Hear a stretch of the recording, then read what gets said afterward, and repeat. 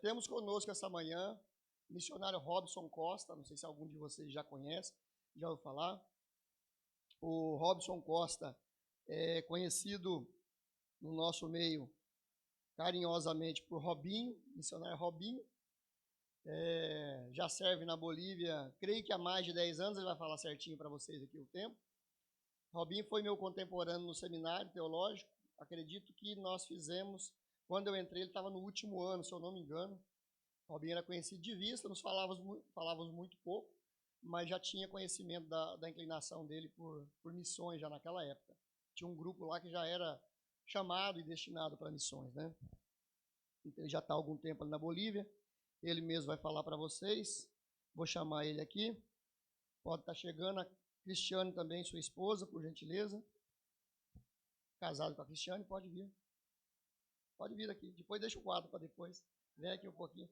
Depois você vem para o quadro. Vem aqui em cima, pode vir. Depois você vai para o quadro. Então, o Robinho é casado, então, com a Cristiane, ou Cris também, para os mais próximos. Tem 3 filhos que estão lá em cima. O Juan, de 9 anos. O Arthur, de 6 anos. E a Lavínia, que é a menininha mais novinha, de 3 anos. Tá? Um fato curioso aqui para mim, eu já tinha falado uma vez, eu tenho tudo anotado, essas coisas lá em casa, sobre os missionários, nome de filho, tudo, mas não dá para lembrar de tudo de cabeça, né? Eu fui fazer uma colinha com ele agora aqui. Interessante que todos os filhos fazem aniversário em agosto, mãe. E o filho Arthur, de 6 anos, faz exatamente no dia 30 de agosto. Olha que benção, que é o meu dia.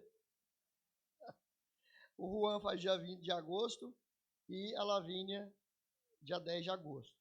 Robinho é do dia 7 de fevereiro, é isso? 7 de fevereiro. E a Cris, 25 de maio. Chegou na Bolívia em agosto, olha o mistério. Então, por que eu estou falando isso? Data de aniversário, tudo. Primeiramente, que eu gosto de ter informação, né, nesses quase 10 anos trabalhando com missões, que é a informação da vida dos missionários, quem eles são, de onde é, com quem é casado, se não é casado, quantos filhos tem, onde nasceu os filhos. Tá? Todos os filhos nasceram em Santa Cruz de la Sierra, na Bolívia, e fica fácil para lembrar. Por exemplo, quando eu fizer aniversário, eu vou lembrar automaticamente que o Robinho tem um filho que faz aniversário, então eu vou lembrar de orar pelo filho dele. Então essas datas é importante, porque às vezes você pega essas datas aqui, você casa ou com o seu aniversário, ou com alguém da família, filho, mãe, sempre vai ter alguém ou no mês ou próximo, você já aproveita aquele mês ou aquele dia que você está orando e já encaixa também os filhos do missionário. Tá? Outra coisa importante também, no dia do aniversário, eu muitas vezes procurei fazer isso, ou como igreja, ou mesmo individualmente. Dia do aniversário, manda um presentinho, manda uma lembrancinha. Às vezes na Bolívia, por exemplo, com quanto? R$50 dá para comprar um presentinho? Então, dá para comprar um presentinho lá, uma lembrancinha, leva o filho para comer. McDonald's não, porque não tem McDonald's na Bolívia, né, Robinho? Não tem, eu estava vendo essa semana, é o único país da América Latina que não tem McDonald's na Bolívia. Pois se ele quiser, ele fala sobre isso também. Mas vai ter um lugar gostoso para comer alguma coisa gostosa, tomar um sorvete, comer um doce que eles gostam, ou mesmo comprar um brinquedinho. É muito importante, gente, para o missionário que está no campo, às vezes está lá, a igreja não comunica, as pessoas não comunicam, mandam uma lembrancinha no dia do aniversário de casamento, né, Robinho? Leva 29 de maio. 29 de maio, eu não marquei aqui, mas está marcado na minha agenda em casa. 29 de maio. Então, ou está orando pelo menos, né? Não pode mandar aquele dia, está sem dinheiro também, não caiu o pagamento, mas esteja orando, né? E pedindo a Deus graça, alegria. Vamos ficar de pé, vamos orar pelo Robinho, e aí ele vai começar aqui a pregação dele, a apresentação, na liberdade daquilo que Deus colocou no coração dele. Senhor Deus e Pai, te damos graças, te dou graças pessoalmente por ter conhecido o Robinho, Senhor, esse embaixador do reino que o Senhor já escolheu no útero já da mãe dele, Senhor, mas que o Senhor se revelou a ele durante a sua caminhada cristã para esse propósito, sobretudo para esse projeto na Bolívia. E ali, Senhor, conforme estamos acompanhando o trabalho dele, o Senhor tem usado grandemente a vida dele, assim como a sua família, a Cris, seus filhos, para a propagação do reino, para a propagação do evangelho, para a conversão de vidas, para saquear o inferno, meu Deus. Continua na vida dele agora, no que ele vai falar aqui, no que ele vai apresentar para a igreja, que a tua igreja possa não só compreender, mas, ó Deus, que ser envolvida de alguma forma nesse trabalho que ele faz, podendo, ó Deus, abençoá-lo de todas as maneiras, com oração, com ofertas também, Pai. Assim nós oramos, te agradecemos pela vida do Robinho e da sua família nesta manhã, em nome de Jesus Cristo. Amém. A palavra é sua.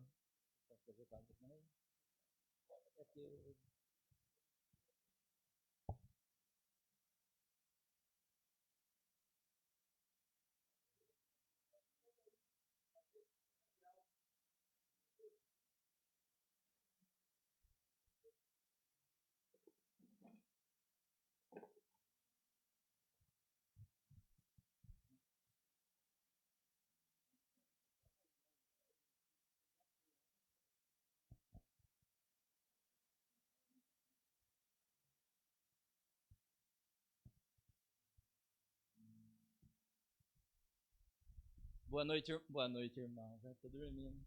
Bom dia, irmãos. A paz do Senhor, amém?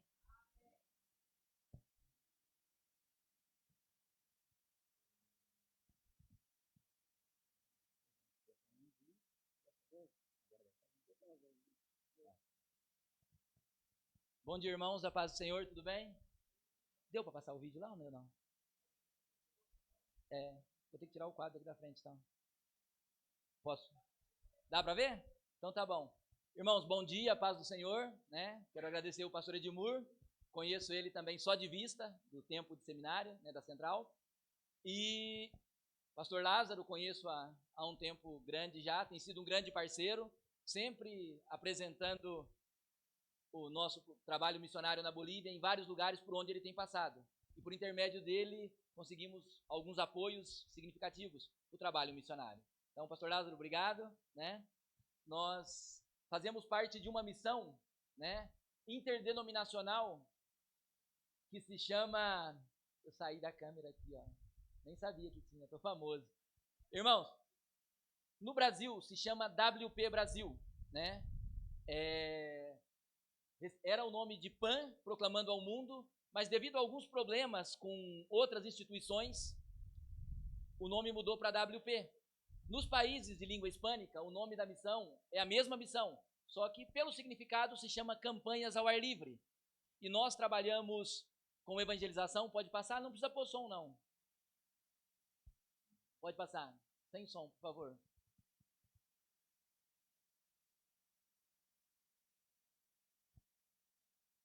Pode adiantar um pouquinho só.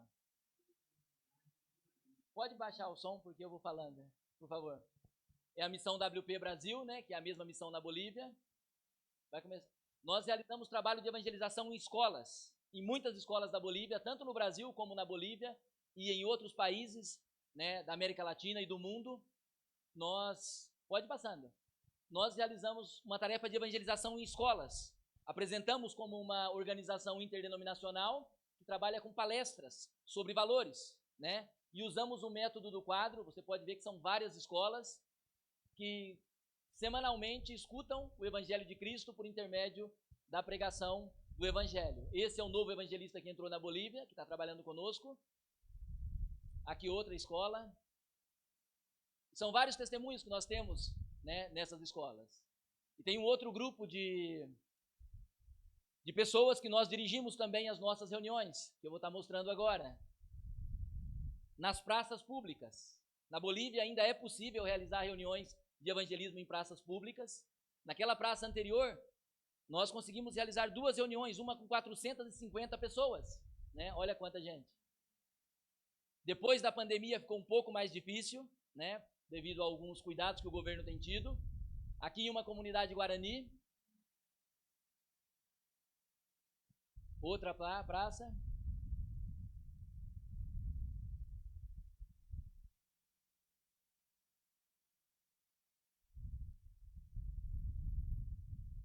E aqui uma comunidade indígena. Nós trabalhamos no tempo de pandemia, as portas nas escolas se fecharam, nas praças se fecharam, mas nas comunidades indígenas muitas portas se abriram. No período da Covid, nós conseguimos levar muito material médico, remédios, oxigênio, prova rápida de Covid, para essas comunidades. E abriu uma porta muito grande para a propagação do evangelho em outras comunidades, né? Como resultado desse trabalho, nós conseguimos entrar em outras comunidades. que era impossível chegar somente com o veículo. Então, hoje nós temos essa possibilidade. E com essas novas comunidades, a missão adquiriu um barco. Então, hoje, nós podemos chegar nos últimos lugares da Bolívia, né? Esse é o David Wilson, o líder internacional da missão, tem 84 anos. 84 anos. E ainda visita a Bolívia. Aqui o veículo da missão na Bolívia, né? Esse branco é que o outro missionário está, o barco. E aqui um barco de madeira, quando nós estávamos fazendo o conhecimento, o rio estava baixo e nós utilizamos esses barcos de madeira com motorzinho mais pequeno na Bolívia é certo, mais pequeno, irmão, né? Motorzinho menor. Na Bolívia fala mais grande e mais pequeno, e é totalmente correto. Pode tirar, irmão. Aí às vezes a gente confunde algumas palavras, né? Fala mais grande, mais pequeno, aqui não existe, mas lá existe. Então, com um motor menor, para podermos chegar nesses lugares de difícil acesso. E Deus tem aberto muitas portas. Anualmente nós recebemos equipes missionárias do Brasil na Bolívia, né? Então, através da missão WP Brasil, você pode fazer a sua inscrição e fazer uma viagem de curto prazo para a Bolívia, de um mês. Um mês não, uma semana. Um mês é muito, né, irmão? De uma semana. Aí você conhece todo o trabalho que nós desenvolvemos na Bolívia.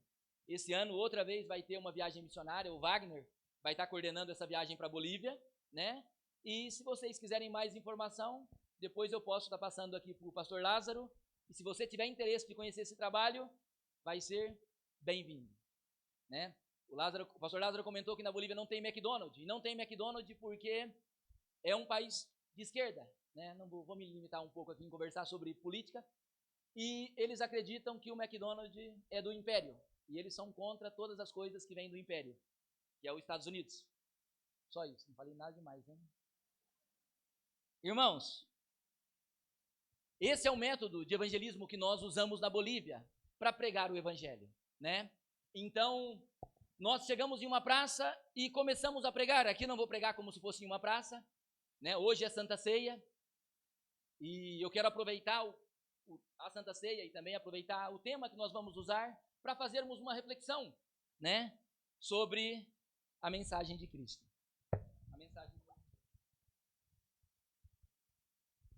Uma Bíblia cor-de-rosa, porque a minha ficou na mala e agora é totalmente impossível tirá-la daquela mala que está lá. 1 Coríntios capítulo 11, versículo 24. 1 Coríntios, capítulo 11, versículo 24. Todos encontraram? E tendo dado graças, o partiu e disse: tomai e comei, isto é meu corpo, que é partido por vós. Fazei isto todas as vezes, em memória de mim. Semelhantemente, também depois de cear, tomou o cálice, dizendo: este cálice é o Novo Testamento, no meu sangue. Fazei isso todas as vezes que beberdes, em memória de mim. Porque todas as vezes que comerdes deste pão e beberdes deste cálice, anunciais a morte do Senhor, até que ele venha. Então, fazei isso em memória de mim. Então, todas as vezes que nós participamos da Santa Ceia, nós estamos fazendo isso em memória de Cristo. Todas as vezes que nós comemos e bebemos, anunciamos a sua morte, até que ele venha. E nessa manhã, eu quero refletir com vocês um pouco sobre a morte de Cristo, sobre o sacrifício de Cristo na cruz. Em 1 João, capítulo 2, versículo 6, diz assim: aquele que diz que permanece nele, esse deve andar como ele andou. Devemos andar como ele andou. E quando Cristo estava na cruz, em seus últimos momentos, ele pronunciou algumas palavras que eu gostaria de compartilhar com vocês nessa manhã. E dentro dessas palavras que ele pronunciou, algumas direcionadas a Deus, outras direcionadas às pessoas que ali estavam, ele nos deixou um grande exemplo, que nós deveríamos seguir os seus passos e andar como ele andou. Quando Jesus estava na cruz, havia um ladrão à sua direita, outro à sua esquerda, né? A multidão apertava, a multidão xingava, condenava, criticava. Ele sendo açoitado, sendo crucificado, ele olha para Deus e diz assim: Pai, perdoa porque eles não sabem o que fazem. Então, no momento mais difícil da sua vida, um dos momentos mais difíceis, depois de ter passado pelo Getsemane, de ter sido abandonado, deixado desamparado. Depois que ele predisse a sua morte, os discípulos falaram, Senhor, como Pedro disse, em Mateus 26, se não me engano, Jesus disse assim, no final de cada evangelho, né, em Lucas também, Jesus disse assim, olha, essa noite todos vocês vão se escandalizar de mim, porque está escrito, eu ferirei o pastor, e as ovelhas do rebanho se dispersarão. Mas depois da minha morte, vocês têm que ir diante de mim para a Galileia. Irei adiante de vós pela Galileia, né? E Pedro diz assim, Senhor, ainda que me seja necessário morrer contigo, eu nunca te negarei, porque eu estou pronto para ir tanto para a prisão como para a morte. Jesus olha para Pedro e diz assim, Pedro, antes que o galo cante, 3 vezes tu me negarás. Então Jesus tinha sido abandonado e deixado por seus discípulos, havia sido açoitado no Getsêmani, havia se agonizado enquanto ele orava, clamava a Deus. Os discípulos estavam dormindo. E quando os soldados chegaram, todos abandonando o deixaram. E ele nesse contexto, sofrendo a dor física, a dor emocional, a dor sentimental, a dor espiritual, ele olha e diz assim, Pai, perdoa porque eles não sabem o que fazem. Então o primeiro exemplo que Cristo dá para nós é que independente da circunstância, independente do sofrimento, nós devemos ser um exemplo de perdão. Quando nós visitamos na Bolívia, muitos, nos dias dos finados, eles têm uma cultura diferente da nossa. Eles juntam no cemitério, ali na sepultura com seus parentes, as pessoas que morreram, e eles comem as comidas que os seus mortos gostavam, tomam a bebida que eles tomavam e deixam um pouquinho ali para o morto. E muitos filhos choram na sepultura dos seus pais, muitos pais levam os banquetes que seus filhos gostavam, muitos avós estão ali reunidos chorando, e nós vemos uma cena triste, porque eles creem que seus seres queridos, seus entes queridos estão ali, participando com eles daquela refeição. E muitos choram, isso é fato, já visitei muitos cemitérios na Bolívia nesse período, e muitos dizem assim, como eu queria ter tido um tempo mais para ter essa refeição quando você estava em vida. Como eu gostaria de ter deixado essa flor, de ter feito essa visita quando você estava vivo. Só que muitos deles, e muitos de nós muitas vezes, só nos lembramos das pessoas quando elas morrem. E não é diferente no Brasil, muitos pais choram na sepultura de seus filhos, muitos filhos na sepultura de seus pais, e gritam desesperados, como eu queria ter mais uma chance. Lembra de Davi e Abisalão? Quando Abisalão morre, depois de toda a tragédia que aconteceu na vida de Davi, ele diz assim, Abisalão, Abisalão, Abisalão meu filho, quem me dera morrer no seu lugar. Então Davi disse que queria morrer no lugar do filho dele, mas quando o filho estava vivo, ele nem se preocupava em estar com o filho dele. Por quê?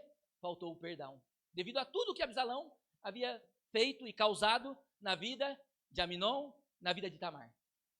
Então, muitas vezes falta o perdão para nós. Só que Cristo, no momento mais difícil da sua vida, ele nos mostra esse exemplo de perdão. E Jesus na cruz, olha para um daqueles que estava à sua volta, e um diz assim, se você é o Filho de Deus, desça da cruz. Seu Deus não é o suficiente, como se ele dissesse, porque se ele fosse suficiente, ele salvaria você e salvaria a nós mesmos. Se você é o Filho de Deus, desça da cruz e creremos em você.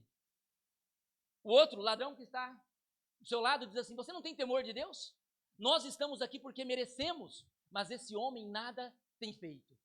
Ele diz assim, Senhor, lembra-te de mim quando entrares no teu reino. Jesus olha para ele e diz assim, ainda hoje você estará comigo no paraíso.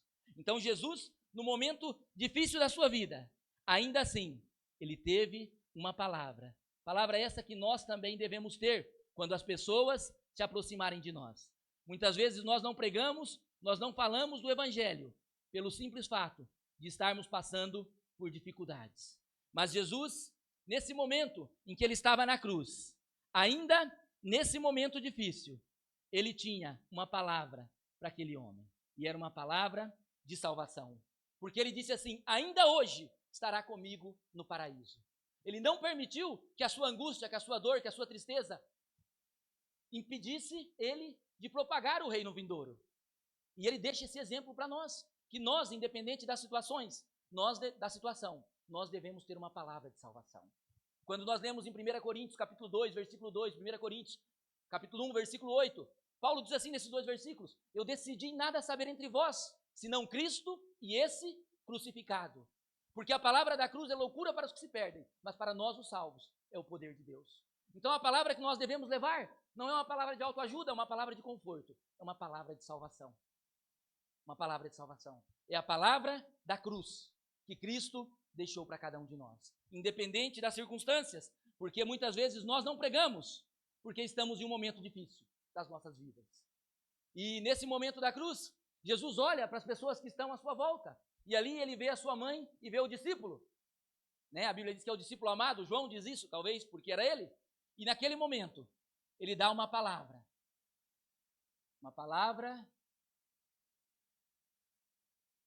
de cuidado.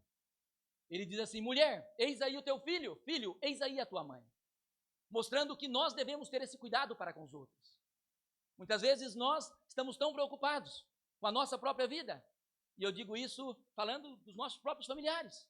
Nós não temos a capacidade de visitar os nossos pais quando estão vivos, ou os pais que deixam seus filhos na creche todo o tempo, e quando o tempo passa, esses filhos que ficaram na creche todo o tempo, porque os pais precisavam ganhar dinheiro e ter recurso para dar uma vida boa, esses filhos aprenderam que o dinheiro e o materialismo é o mais importante.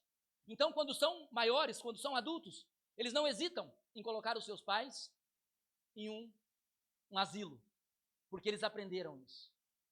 Mas João está falando assim: filho, eis aí a tua mãe, mãe, eis aí o teu filho, mostrando que nós devemos ter um cuidado para com as pessoas, que não há nada mais importante do que a relação com as pessoas que estão próximas de nós. E ele disse assim: mulher, eis aí o teu filho, filho, eis aí a tua mãe, mostrando a importância de cuidarmos um dos outros. Mas aí, depois que Jesus diz essas palavras, ele começa a olhar para o cenário, e ele diz assim: Deus meu, por que o Senhor me desamparou? Eli, Eli, lama sabachthani. Deus meu, por que me desamparaste? Então, nesse momento, para que nós pudéssemos estar unidos a Deus, Cristo, ele sofreu um processo que hoje nós não precisamos sofrer. Um processo de separação. Ele foi separado de Deus por causa dos nossos pecados, para que hoje nós pudéssemos estar unidos a Deus. Então ele se direciona às pessoas e depois ele se direciona a Deus. E diz assim: Deus meu, por que o Senhor me desamparou? A dor de ser abandonado pelas pessoas, você resolve. A Bíblia diz que pode um pai e uma mãe abandonar o seu filho, uma mãe pode abandonar o seu filho que ainda ela amamenta, mas Deus nunca nos abandonaria.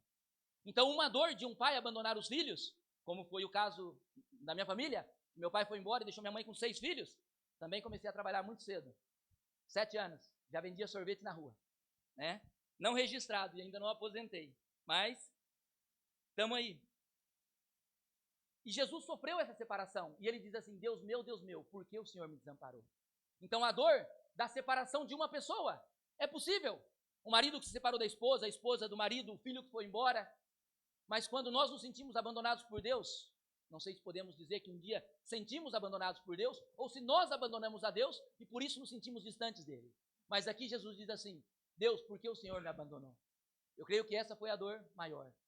Porque Deus não podia ver o peso do pecado, do meu pecado, do seu pecado, nas costas do seu filho. Então ele vira as costas para Deus, para o seu filho, para que nós pudéssemos ter essa comunhão restaurada por ele. E aqui, nessa angústia total de estar longe de Deus, ele mostra a sua humanidade. Ele olha para aquelas pessoas e diz assim: eu tenho sede. Eu tenho sede. Mostrando que como Deus, como diz em Filipenses, né, que ele mesmo sendo Deus não julgou por usurpação ser igual a Deus, mas antes ele se humilhou a si mesmo, foi obediente até a morte e a morte de cruz. Obediente até a morte de cruz. Então Cristo, na sua humanidade, ele teve as mesmas necessidades que nós temos. Aquele que um dia disse para a mulher samaritana: se você soubesse quem eu sou, você me pediria e eu te daria, e do seu interior fluirão rios de água viva.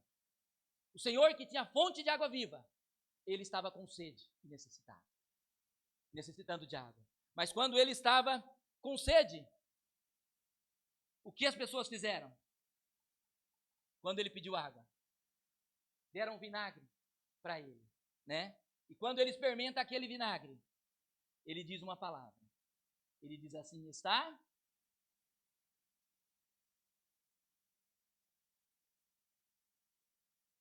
está consumado. No momento de angústia em que ele padecia de uma necessidade física, ao invés de água, como um ato de atrocidade, dão vinagre para ele. E ele diz assim: está consumado. E a Bíblia diz que ele abaixa a sua cabeça, ele olha para Deus, levanta e suspira e diz assim: Pai, nas tuas mãos eu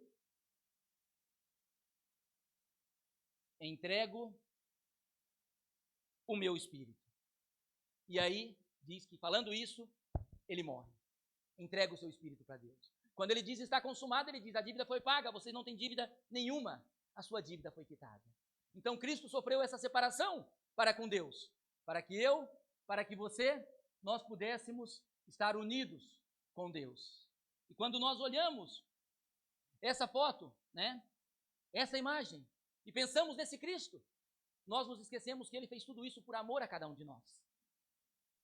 E todas as vezes que nós participamos da Santa Ceia, o texto diz assim: fazer isso em memória de mim. Então nós estamos fazendo isso em memória dele. Porque a Bíblia diz em Isaías 53, quando começa o profeta Isaías narrar o sofrimento de Cristo, ele diz assim: Senhor, quem creu em nossa pregação? E a quem foi revelado o braço forte do Senhor? Porque foi subindo como renovo perante ele, como raiz de uma terra seca, não tinha aparência e não tinha formosura. Nós olhamos para ele, mas nenhuma beleza víamos para que o desejássemos. Ele era desprezado e o mais rejeitado entre os homens, homem de dores que sabe o que é padecer. E como um de quem os homens escondem o rosto, dele não fizemos caso. Mas o texto segue dizendo: certamente ele levou sobre si as nossas dores e as nossas enfermidades. O castigo que nos traz a paz estava sobre ele, e por suas pisaduras nós fomos sarados. A Bíblia diz assim que todos nós o reputávamos por aflito e ferido de Deus e oprimido. Mas o texto diz que a Deus agradou moer o seu próprio filho. Como ovelha muda perante os seus tosqueadores, ele não abriu a boca. E como um cordeiro foi levado ao matadouro. Mas no versículo 11 de Isaías 53, diz assim que ele veria o fruto do seu penoso trabalho e ficaria satisfeito. Irmãos, se nós estamos aqui hoje, nessa manhã, se nós temos a possibilidade de cultuar a Deus, de participar de uma santa ceia, de fazer isso em memória dele, é porque nós somos o fruto desse penoso trabalho. A Bíblia diz que ele morreu por amor por cada um de nós. Quando nós lemos João 3,16 a 19, o texto diz assim: Senhor, João diz assim: porque Deus amou o mundo de tal maneira que enviou o seu Filho unigênito, para que todo aquele que nele crê não pereça, mas tenha a vida eterna. Esse é um texto que nós sabemos de cor, ou não sabemos? E o 17? Né? Nós memorizamos e sabemos alguns textos que sempre nos utilizamos para a evangelização. Mas o versículo 17 diz assim, né? Versículo 16, porque Deus amou o mundo de tal maneira que deu seu Filho unigênito, para que todo aquele que nele crê não pereça, mas tenha a vida eterna.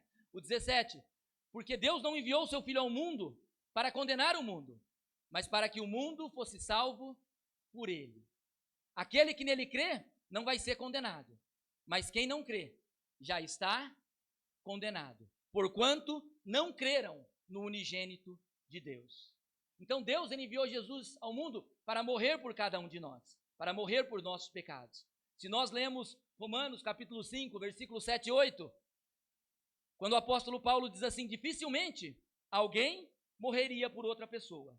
Talvez por uma pessoa boa, alguém se anime a morrer. Mas Deus, ele provou o seu amor para conosco, para com a minha vida, para com a sua vida, quando Cristo morreu em nosso lugar, quando ainda éramos pecadores. Lemos Romanos capítulo 8, versículo 31, diz: quem poderá nos separar do amor de Cristo, né? Será a morte, a tribulação, a dificuldade, a tristeza, a angústia? A Bíblia diz que nada dessas coisas, nem as coisas do presente, nem as coisas do porvir, nada pode nos separar do amor de Cristo Jesus, porque em todas essas coisas nós somos mais do que vencedores, por intermédio daquele que nos amou. E Cristo, nessa cruz, quando ele sofreu essa separação, a Bíblia diz que quando ele morreu, o véu do templo se rasgou de alto a baixo. Tem até uma música que diz: o véu que separava já não separa mais, né? A luz que outrora apagada agora brilha e cada dia, não vou cantar porque não sou muito bom, a cada dia brilha mais. Então, o sol da justiça brilhou para cada um de nós, e nós que andávamos em trevas, que andávamos cada um desgarrados pelo seu caminho, tivemos a oportunidade e o privilégio de receber, por intermédio do sacrifício de Cristo, nessa cruz, a salvação. E hoje nós somos religados com Deus, por intermédio da morte de Jesus. A Bíblia diz que ele morreu, que ele sofreu em nosso lugar, que ele padeceu, que ele pagou com sua própria vida, para que nós pudéssemos ter a salvação. E a pergunta que eu quero fazer para você nessa manhã, né, é a mesma pergunta que Pilatos, quando Jesus estava prestes a ir para a crucificação, ele fez para aquela multidão. A multidão diz assim: olha, ele tem que morrer, ele tem que pagar pelos seus erros. Aí Pilatos pergunta assim: mas que mal ele fez? Pilatos, olhando para a multidão, diz assim: o que eu farei desse Jesus chamado Cristo? E a multidão, quase que em uma só voz, grita: crucifica. E a pergunta que eu quero fazer para você nessa manhã é: o que você tem feito desse Jesus chamado Cristo? O que nós temos feito do sacrifício de Cristo nessa cruz? Porque muitas vezes nós, com a nossa boca, com as nossas palavras, falamos que o amamos, mas como o profeta Isaías descreve, diz assim: esse povo me honra somente com os lábios, mas o seu coração está longe de mim, e o seu temor para comigo consiste somente em mandamentos humanos, coisas que maquinalmente eles aprenderam a fazer. A pergunta que eu faço para você nessa manhã é: o que nós temos feito desse Jesus chamado Cristo?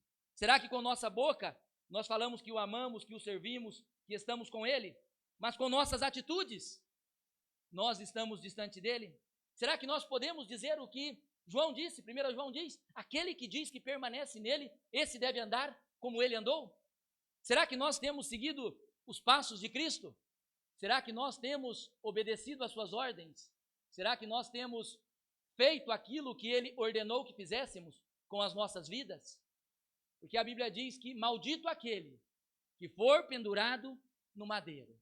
E Cristo, nessa cruz maldita, ele sofreu, pagou por nossos pecados, deixando um exemplo para que cada um de nós pudéssemos seguir os seus passos, pudéssemos andar o caminho que ele andou. Mas no decorrer da vida, no decorrer da nossa caminhada cristã, nós percebemos que algo muda dentro de cada um de nós à medida que o tempo passa. E aquela paixão, aquele amor, aquele fervor que tínhamos antes, muitas vezes não existe mais. E aquela paixão que nós tínhamos em propagar, toma lugar a outras coisas em nossas vidas. A Bíblia diz que colocaram na cabeça de Jesus uma grande coroa de espinhos. Espinhos estes que perfuravam o seu cérebro, que entravam em sua cabeça e dilaceravam a sua alma.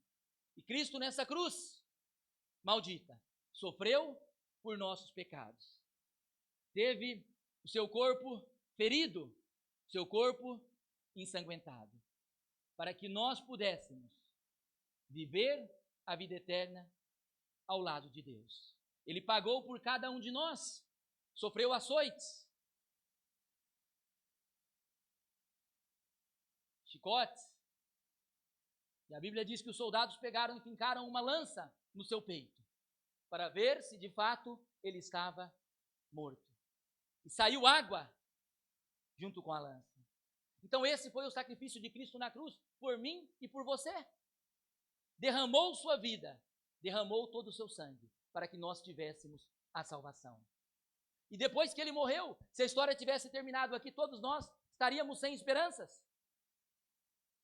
Mas a Bíblia diz que ele morreu, ao terceiro dia ele ressuscitou. E hoje o caminho ligado a Deus, o caminho que nos direciona a Deus, está aberto novamente. Então quando Jesus morre nessa cruz, a Bíblia diz que ele ressuscita. E ele olha para os seus discípulos e diz assim: olha, o que vocês estão olhando? Esse mesmo Jesus que vocês estão vendo subir, um dia ele vai descer e ele vai voltar. Só que ele não vai voltar mais como um servo incapaz. Alguém, o servo sofredor, não incapaz. Um servo sofredor não vai voltar mais como um bebê indefeso no berço. Não vai voltar mais como alguém que na sua cara tinha pó, tinha terra, tinha sangue. Não vai ter mais uma coroa de espinhos. Na Bíblia diz que ele vai voltar como rei, como senhor. Na Bíblia diz que na sua coxa está escrito Rei dos Reis e Senhor dos Senhores. Então é esse Jesus que vai voltar para nos buscar. Só que quando os discípulos olhavam para o céu, ele disse assim: o que vocês estão olhando? Esse mesmo Jesus que vocês estão vendo subir, ele vai descer. Só que antes que eu desça, eu tenho uma ordem para vocês, né? E é uma ordem que, como se fosse a última ordem dele. No final de cada evangelho nós vemos, e muitas vezes nós confundimos e pensamos que a ordem é ir, mas a ordem de Jesus era fazer discípulos. No final do evangelho de Mateus, no capítulo 20, no versículo 18, ele diz assim: toda autoridade me foi dada nos céus e na terra. Ide, portanto, por todo o mundo e fazei discípulos de todas as nações, batizando-os em nome do Pai, do Filho e do Espírito Santo. E eis que estou convosco todos os dias, até a consumação dos séculos. A ordem não era ir, a ordem era fazer discípulos. Discípulos, porque muitos ficaram. Quando nós lemos em Atos, capítulo 1, versículo 8, né? Diz assim: recebereis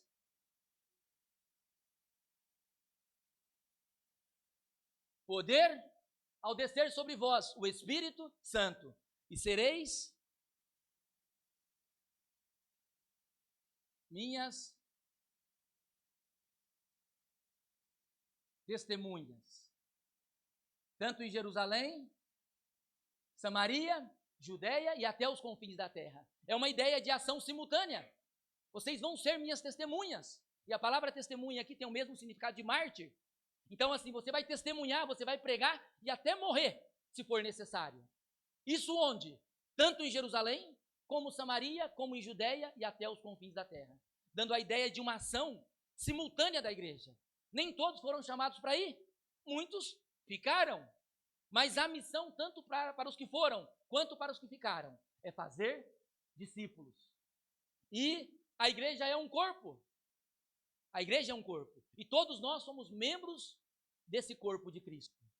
O missionário não é uma obra de anomalia que está no campo missionário, como muitos pensam. E a obra missionária não é uma extensão da igreja. Ela faz parte da igreja, da missão. Cristo morreu, ele disse assim: faça isso em memória de mim. E a última ordem dele foi fazer discípulos, ir por todo o mundo, independente de onde quer que estejamos. Então, irmãos, guarde essa reflexão no seu coração. Guarde essa mensagem no seu coração, que Cristo, nessa cruz, ele verteu todo o seu sangue para que nós pudéssemos fazer parte da família de Deus, pudéssemos fazer parte do corpo de Cristo, e para que nós pudéssemos participar dessa Santa Ceia, e para que nós pudéssemos conhecê-lo e fazê-lo conhecido entre as nações. Então, Deus abençoe grandemente a sua vida. Esteja orando pelo trabalho missionário na Bolívia, pelos outros missionários que eu vi que a igreja está orando, né? A igreja está em campanha por 21 dias. Estejam orando para que Deus possa dar forças, dar estratégias, porque nós estamos no campo, não somos melhores, não somos inferiores, realizamos trabalhos distintos, mas todos nós estamos na mesma obra. E um dia nós estaremos diante de Deus, e diante daquilo que nós recebemos, nós seremos cobrados. Amém? Quero chamar o pastor Lázaro, o pastor que vai estar ministrando a Santa Ceia, e que nós possamos fazer isso em memória dele. Amém?